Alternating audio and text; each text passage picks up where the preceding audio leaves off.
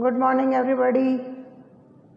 Online class में आप सभी का हार्दिक स्वागत। कक्षा एकादशी वाणिज्य वर्ग में आज हम पढ़ेंगे व्यावसायिक सेवाएं, अध्याय 5 व्यावसायिक सेवाएं और भाग 1। आज हम नया चैप्टर स्टार्ट करने जा रहे हैं। इसका नाम है व्यावसायिक सेवाएं। व्यावसायिक सेवाएं यानी ऐसी सेवाएं जो व्यावसायिक उद्यम अपने कार्य का संचालन करने में प्रयुक्त करते हैं, वे कहलाती हैं व्यावसायिक सेवाएं। पहले भी अपन ने फर्स्ट चैप्टर में पढ़ा था कि वाणिज्य के अंतर्गत 2 भागों में बांटा था, व्यापार और व्यापार की सहायक क्रियाएं। यानी जो सहायक है, व्यापार में हमारी सहायता करती हैं, वे कहलाती हैं व्यावसायिक सेवाएं, जिसके अंतर्गत आपके आता है बैंकिंग, बीमा, परिवहन, भंडारण, संप्रेषण, ये सब। क्योंकि इन सभी क्रियाओं के द्वारा व्यापार में हमें सहयोग प्राप्त होता है।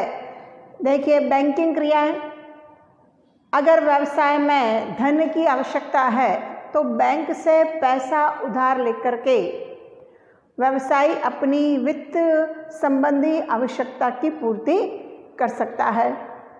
बीमा, चूँकि व्यवसाय जोखिम का खेल है, पग पग पर व्यवसाय में जोखिम होती है, तो व्यवसायी अपने उद्यम का बीमा करवा करके उन अनिश्चित जोखिमों से सुरक्षा प्राप्त कर सकता है। परिवहन यानी माल को एक स्थान से दूसरे स्थान पर पहुंचाने में परिवहन सेवाएं काफ़ी मददगार होती हैं। अगर परिवहन न हो, मान लीजिए सपोज कीजिए कि ट्रांसपोर्ट कंपनी की हड़ताल हो गई, तो माल को एक स्थान से दूसरे स्थान पर लाने ले जाने में काफ़ी समस्या हो जाती है, काफ़ी समय लगता है, और व्यावसायिक सेवाओं के अंतर्गत जो माल पहुंचाने का जो काम है वह समय पर पूरा नहीं हो पाता। यानी उपभोक्ताओं को उनकी आवश्यकता के समय हम वस्तुएं उपलब्ध नहीं करा पाएंगे। तो परिवहन के साधन भी व्यवसाय में काफ़ी महत्वपूर्ण साबित होते हैं। भंडारण यानी स्टॉक करके रखना। कई वस्तुएं ऐसी होती हैं जो वार्षिक उत्पादित होती हैं, लेकिन काम में हम उसको पूरे वर्ष लेते हैं, तो उसका हमको भंडार करके रखना होता है, स्टॉक करके रखना होता है, ताकि जब भी आवश्यकता पड़े हम वहाँ से वस्तुओं को प्राप्त कर सकें। डिटेल में आगे अपन पढ़ेंगे, शॉर्ट में मैं आपको एक बार बता देती हूँ। और संप्रेषण यानी अपनी बातों को, सूचनाओं को एक स्थान से दूसरे स्थान या एक व्यक्ति से दूसरे व्यक्ति तक पहुँचाने में संप्रेषण के जो विभिन्न माध्यम हैं, ये संप्रेषण सेवाएं, ये महत्वपूर्ण भूमिकाएं अदा करती हैं। तो ये सभी व्यावसायिक सेवाओं के अंतर्गत आती हैं। अब देखिए, हमारा जो टॉपिक है आगे कि ये जो व्यावसायिक सेवाएं होती हैं और जो वस्तुएं होती हैं, उनमें क्या अंतर है। आप सभी जानते हैं कि जब हम किसी प्रकार की वस्तु को खरीदते हैं या हम कोई सेवाएं प्राप्त करते हैं, तो उसमें क्या अंतर है।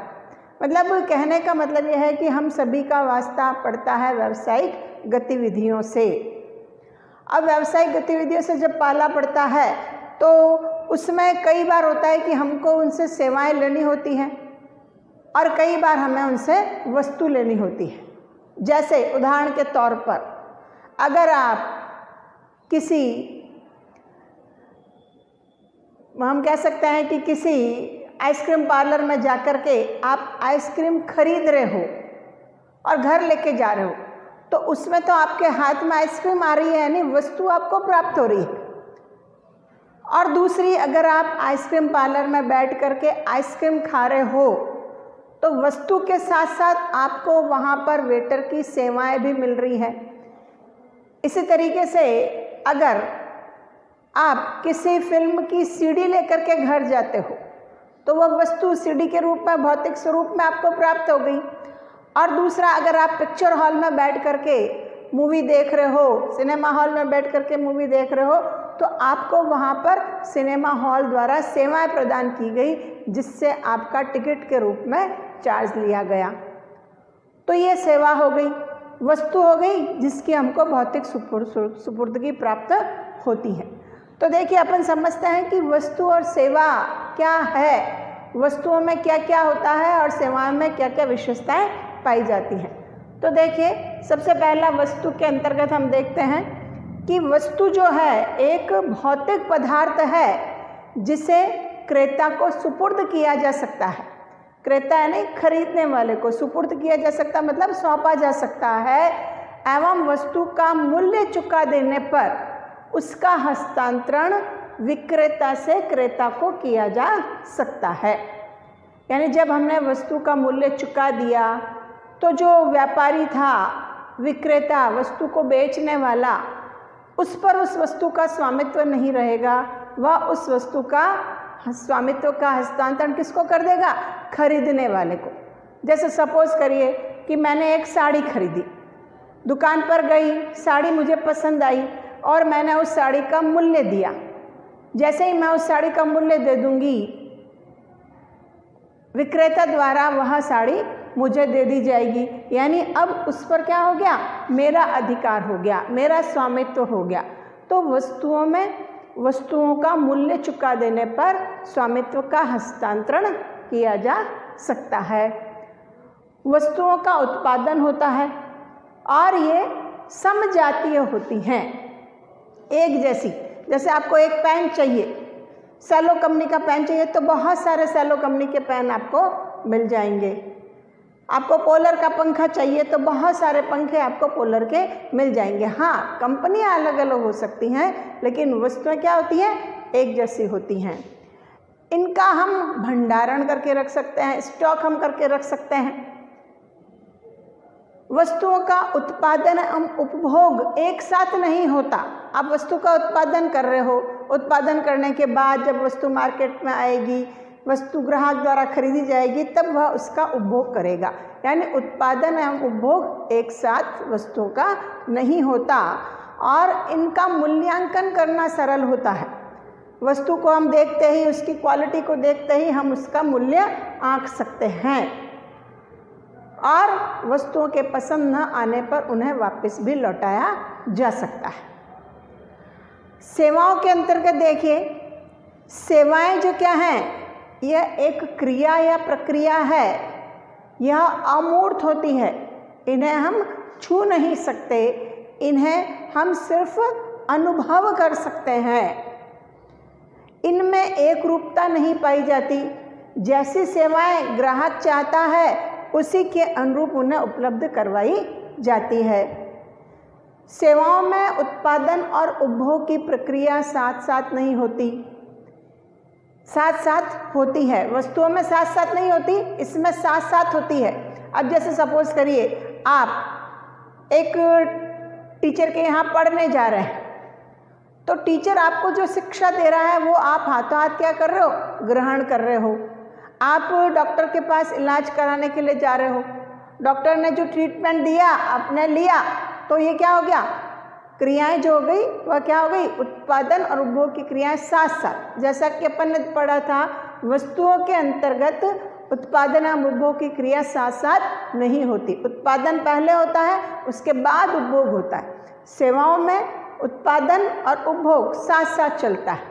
जैसे ही डॉक्टर ने ट्रीटमेंट लिखा, आपने लिया, आपने उसको स्वीकार किया, तो ये साथ साथ चलती हैं। इनका कोई भौतिक स्वरूप नहीं होता, इसलिए इनका भंडारण हम नहीं कर सकते। सेवाओं का भंडारण संभव नहीं है। क्यों? क्योंकि इनका भौतिक स्वरूप नहीं होता। स्टॉक करके हम रख सकते हैं क्या?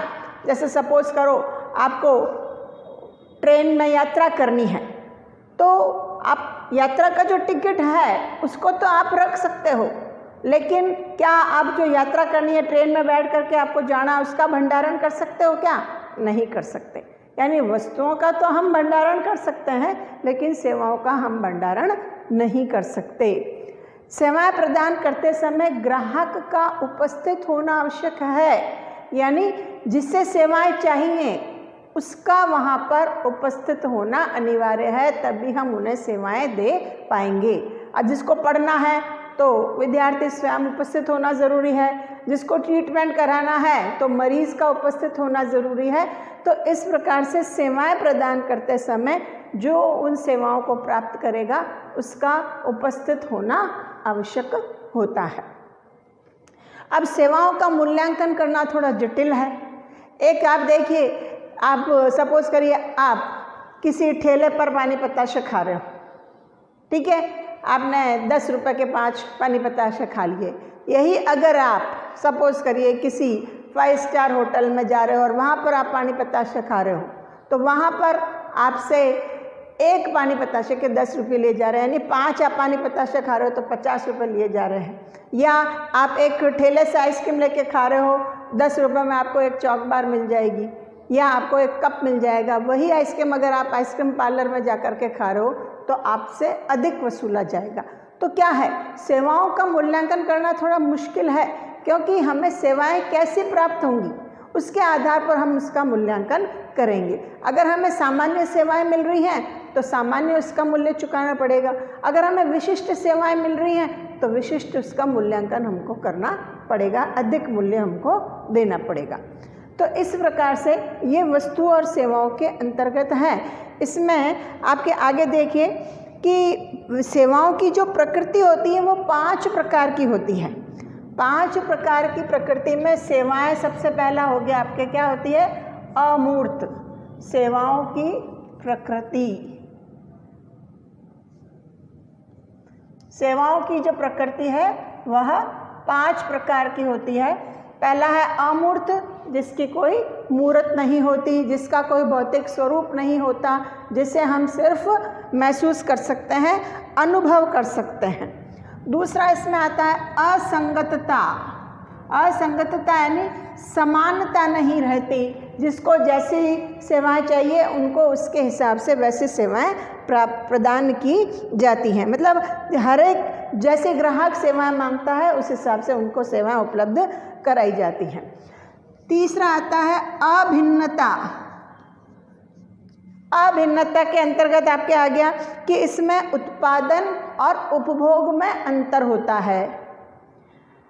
जैसे सेवाओं के वस्तुओं के अंतर्गत अंतर होता है कि आपने वस्तुएं आज उत्पादित की, आपको उस 3 महीने बाद भी यूज़ करना चाहो तो उसको कर सकते हो, तो अंतर हो गया ये। जबकि सेवाएं क्या है, तुरंत प्रदान की जाती है, तुरंत ही आपको उसका उपभोग करना पड़ता है, यानी उत्पादन और उपभोग में अंतर नहीं होता। इसके अगर चौथा आता इन्वेंट्री संभव नहीं। इन्वेंट्री यानी भंडारण, भंडारण में इसका नहीं कर सकते, इन्वेंट्री संभव नहीं है। क्यों? क्योंकि इसका कोई भौतिक स्वरूप नहीं है, इसलिए हम इसकी इन्वेंट्री नहीं कर सकते। और संबद्धता, संबद्धता के अंतर्गत आपके आ जाता है कि जिसको वस्तु चाहिए वह जिसको सेवाएं चाहिए वह उस समय उपलब्ध होना आवश्यक है, यानी उसकी संबद्धता होनी ज़रूरी है, ग्राहक की संबद्धता होनी आवश्यक है। तो इस प्रकार से ये सेवाओं की प्रकृति है और वस्तुओं और सेवाओं के बारे में बताया। इनके आधार पर हम इसके अंतर कर सकते हैं कि वस्तु और सेवाओं में क्या अंतर है। अब हमारा अगला टॉपिक कि भाई सेवाओं के जो प्रकार हैं उसमें 3 प्रकार की बताया है, व्यावसायिक सेवाएं, सामाजिक सेवाएं और व्यक्तिगत सेवाएं। तो हम इस चैप्टर में हमारा जो सिलेबस है उसमें हम पढ़ेंगे व्यावसायिक सेवाओं के बारे में डिटेल से, जिसमें आएगी आपके बैंकिंग सेवाएं, बीमा सेवाएं, परिवहन सेवाएं, भंडारण सेवाएं और संप्रेषण सेवाएं। ठीक है, अगला जो अपना टॉपिक होगा वो ये रहेगा व्यावसायिक सेवाओं से संबंधित। ओके। तो आपको इसमें अंतर करना है। वस्तु एवं सेवाओं में क्या अंतर है, इससे रिलेटेड आपको ये क्वेश्चन करना है। ठीक है, ओके।